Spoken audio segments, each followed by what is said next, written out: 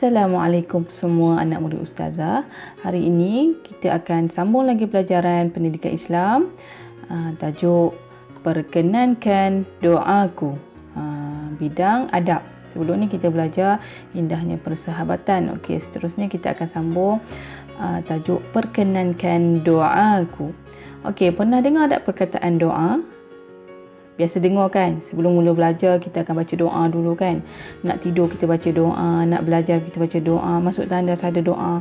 Macam-macam doa yang kita dah belajar. Okey, jom kita tengok. Mengapa kita perlu berdoa? Kenapa kita kena berdoa? Ini adalah contoh doa. Ya Allah, rahmatilah kami, ibu bapa dan guru-guru kami. Kurniakanlah kami ilmu yang bermanfaat, amalan yang diterima dan kejayaan di dunia dan di akhirat. Okey, kalau dekat dalam perhimpunan pun ada dimulakan dengan doa. Setiap majlis kita mesti mulakan dengan doa. Nak belajar pun kita ada baca doa. Allahumma aftah alaina hikmataka wansyur alaina min khazaini rahmatika ya arhamar rahimin. Sebab apa kita kena berdoa? Apa maksud doa? Okey, hari ni kita nak belajar. Jom. Okey, apakah maksud doa? Kenapakah kita dituntut untuk berdoa? Kenapa kita kena berdoa? Apa dia? Doa bermaksud perbuatan hamba memohon sesuatu kepada Allah Subhanahu Wa Taala. Sekali lagi, doa bermaksud perbuatan hamba memohon sesuatu kepada Allah Subhanahu Wa Taala. Kita nak mohon kepada siapa? Kita doa kepada siapa sebenarnya? Kita doa kepada Allah kan? Kita bukan doa kepada manusia. Kita berdoa kepada Allah. Kita tahu kita nak sebelum mula belajar, kita akan berdoa supaya Allah mudahkan kita memahami pelajaran. Kalau kita nak tidur, kita doa supaya Allah bangunkan kita balik. Kita setiap keadaan kita kena berdoa. Kalau nak masuk tandas, kita berdoa supaya Allah jaga kita daripada gangguan syaitan. Kita memohon sesuatu kepada Allah, bukan kepada orang lain, kepada Allah. Okey, jom kita tengok seterusnya. Allah, sebab apa kita kena berdoa? Sebab Allah memerintahkan kita supaya berdoa. Dekat mana ayatnya? Ni dalil nakli dalam Al-Quran.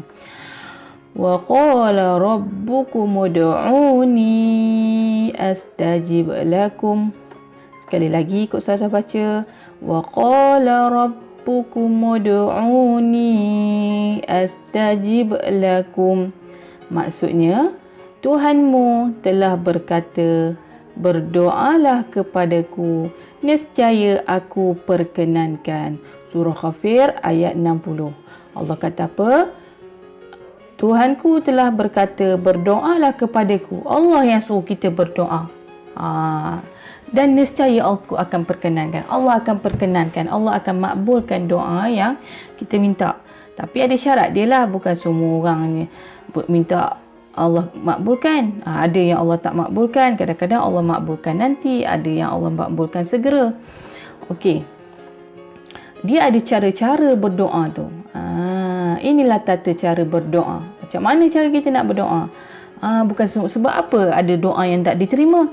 Sebab kadang-kadang kita berdoa tak ikhlas. Niat yang ikhlas kerana Allah Subhanahu Wa Taala. Mesti niat kita ikhlas kerana Allah. Okey, yang kedua, berwuduk. Mesti dalam keadaan berwuduk. Bukanlah mesti, maknanya kalau kita dalam keadaan berwuduk, lebih baik. Kemudian ketiga, menghadap kiblat. Kita nak kan, bila kita nak, kita kena sungguh-sungguh lah kita berdoa menghadap ke arah kiblat. Keempat, menadah tangan. Macam kita nak, kita mesti bersungguh-sungguh menadah tangan. Sebab kita kalau berdoa kan memang kita menadah tangan. Itu sebab kalau dalam kelas saya akan pastikan kamu berdoa betul-betul. Tangan angkat betul-betul, bukan sambil main, bukan sambil kamu simpan buku. Tak nak, sebab kita nak Allah makbulkan doa kita. Okey, yang seterusnya, menumpukan keperhatian pada doa. Masa kita doa tu kita mesti betul-betul, sebab kita nak minta dekat Allah. Allah yang menciptakan kita, kita mesti berdoa betul-betul. Yang keenam, memulakan dengan memuji Allah. Kan kita alhamdulillahirabbil alamin. Kita puji Allah dulu. Kemudian selawat kepada Nabi Muhammad. Allahumma salli ala Sayyidina Muhammad. Kita dituntut untuk berselawat kepada Nabi Muhammad sallallahu alaihi wasallam. Kemudian merendahkan suara. Kita nak mohon kepada Allah. Kita mohon betul-betul lah. Allahumma aftah. Bukan Allahumma aftah. Kita tak bolehlah menjerit-jerit. Kita nak minta dekat Allah kan. Kemudian berdoa dengan penuh keyakinan. Kita berdoa. Kita harap, kita yakin ya Allah akan makbulkan doa kita. Kemudian doa dibaca dengan tenang dan tertib. Okey, doa tu kita baca tenang, tak boleh kelang kabut. Allahumma fir lana zunubana walina, tak boleh. Kita baca dengan tenang dan tertib. Kemudian mengucapkan amin selepas berdoa. Kita ucapkan amin. Habis je doa, kita ucap perkataan amin. Biasanya kita memang amin ya rabbal alamin. Biasanya kita akan baca. Okey. Kepentingan mengamalkan adab berdoa. Bila kita buat adab-adab tadi, apa yang kita akan dapat? Membentuk sikap berusaha dengan bersungguh-sungguh. Kita akan jadi orang yang bersungguh-sungguh. Sebab kita nak Allah makbulkan doa kita. Jadi kita akan rasa bersungguh-sungguh untuk berdoa. Di samping berdoa, kita harus berusaha dan tidak lalai serta leka.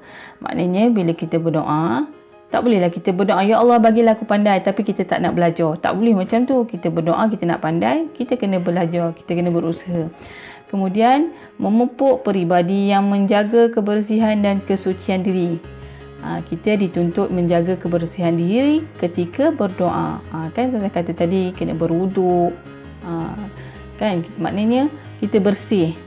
Okey, seterusnya supaya Allah Subhanahu Wa Taala memperkenankan permintaan. Kalau kita buat semua yang adab-adab tadi tu, kita nak Allah perkenankan doa kita. Allah akan menerima doa daripada hamba-hambanya. Kita nak Allah terima doa yang kita minta tu. Kita kena buatlah adab-adab tadi tu. Okey, ini contoh doa-doa. Doa kedua ibu apa? Allahumma ighfir lana dhunubana wali walidina warhamhuma kama rabbawna shighara. Okey, dah hafal dah doa ni? Kalau boleh kamu hafal doa ni. Kalau kamu sayangkan dekat ibu dan ayah kamu, kena hafal dah doa ni. Ya Allah, ya Allah, ampunilah dosa kami dan dosa kedua ibu bapa kami, dan kasihanilah mereka sebagaimana mereka mengasihani kami sejak kecil lagi. Kita doakan mereka, sentiasa mendoakan mereka kalau kita sayangkan dekat ibu ayah kita. Okey, contoh doa lagi ialah doa naik kenderaan. Saya rasa dah hafal ni. Subhanallazi sakhkhara lana hadza wa ma kunna lahu muqrinin wa inna ila rabbina lamunqalibun. Maha suci Allah yang telah menundukkan untuk kami kenderaan ini padahal kami sebelumnya tidak mempunyai kemampuan untuk melakukannya, dan sesungguhnya hanya kepada Rabb kami akan kembali. Bila kita kena naik kenderaan, kita baca doa, kita berharap Allah jaga kita di sepanjang perjalanan kita, tak aksiden. Kita nak macam tu, boleh? Okey, saya harap kamu hafal doa-doa ni dan amalkan doa-doa ni. Sebab apa kita nak Allah perkenankan doa kita? Sebab Allah lah tempat kita meminta segala hajat kita kan. Okey, itu saja saya akan sampaikan pada hari ini. Kita jumpa lagi pada masa akan datang. Okey, jumpa lagi. Assalamualaikum.